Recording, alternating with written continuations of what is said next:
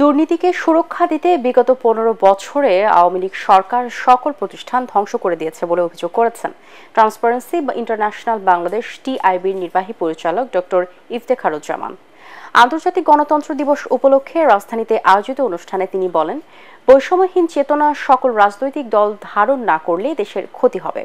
এই সময় ছাত্র আন্দোলনের কেন্দ্রীয় সমন্বয়ক হাসনাত আব্দুল্লাহ বলেন, জুলাই আন্দোলনের সুফল তুলতে সবাইকে ঐক্যবদ্ধ থাকতে হবে। রিপোর্ট করছেন আদ্দিন সজীব।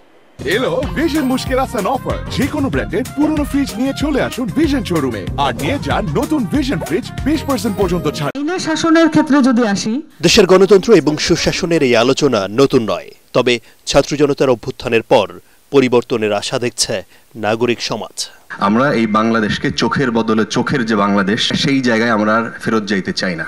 আমাদের ট্যাক্সের টাকায় আমাদের জন্য যারা সেবা করার জন্য রয়েছে তাদেরকে সমালোচনা করা আমরা কিছু বলতে পারি, সবসময় বলতে পারি এবং নির্ভয়ে সেটা বলতে পারি। টিআইবির আলোচনায় বৈষম্য বিরোধী ছাত্র আন্দোলনের সমন্বয়করা বলেন, 24 জুলাই বিপ্লবের সুফল নিশ্চিত করতে সবাইকে এক থাকতে হবে। সরকারকে জবাবদিহিতার পাশাপাশি দ্বিমত প্রকাশের স্বাধীনতা নিশ্চিত করতে হবে। 24 যদি এই 90-এর পুনরাবৃত্তি হয়, 71-এর পুনরাবৃত্তি হয়, 52-এর পুনরাবৃত্তি হয়, তাহলে কিন্তু আর মনে হয় না যে আর কখনোই যে আমাদের একটা শক্তির বা সামর্থ্যের জায়গা তৈরি হয়েছে সেটাকে আর কখনোই আর পুনর্মঞ্চায়ন সম্ভব। সবার সহায়তা প্রয়োজন, কাউকে আলাদা করে দিয়ে আমার মনে হয় না যে আলটিমেটলি সম্ভব।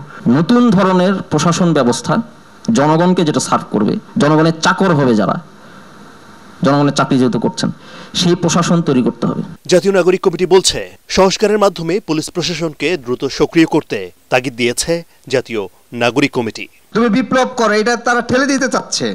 আমরা যদি সেটার জন্য সংঘবদ্ধভাবে তৈরি হয়ে যায় তাহলে কিন্তু বিপ্লবটা হয়ে যাবে। টিআইবির নির্বাহী পরিচালক ডক্টর ইফতেখারুজ্জামান মনে করেন, সব প্রতিষ্ঠান ধ্বংস এবং পেশাগত অবক্ষয়ের মাধ্যমে আওয়ামী লীগের দুর্নীতি দুঃশাসন চরমে পৌঁছেছিল।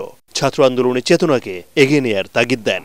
দুর্নীতিকে সুরক্ষাকারী রাষ্ট্র কাঠামো তৈরি করেছে, যার ফলে শ্রেণী সমাজে বৈষম্য সৃষ্টি হয়েছে।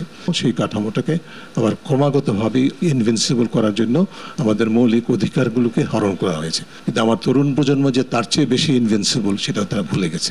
ইতিহাসের শিক্ষা হচ্ছে, ইতিহাস থেকে মানুষ শিক্ষা নেয় না, এটি আরো একবার প্রমাণিত হয়েছে। প্রশাসনকে জনগণের সেবক হিসেবে গড়ে তুলতে কার্যকর উদ্যোগের কথাও জানান আলোচকরা। 10 মিনিটস ইচ বলেন। আদ্দিন সজীব, এটিএন বাংলা, ঢাকা।